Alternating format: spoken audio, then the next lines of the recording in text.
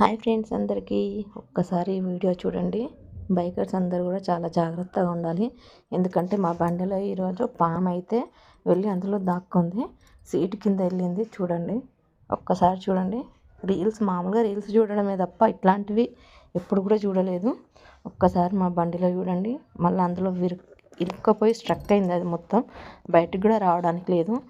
కట్టెపట్టుకొని అంటుంటే మా మీదకే బుసలు కొడుతుంది. కానీ బైక్ ఉన్న వాళ్ళు మాత్రం చెట్ల కింద పెడితే చాలా జాగ్రత్తగా ఉండాలి. ఇట్లాంటివి ఈ పాము అయితే ఏ అపాయం చేయదు కాబట్టి ఏం కాదు. అదే త్రాసు పాము ఇంకేదన్నా పాము అయితే కష్టం కదా. ఒక్కసారి చూడండి, లాస్ట్ వరకు చూడండి అది ఎంత పొడుగుందో. బాయ్ అండి.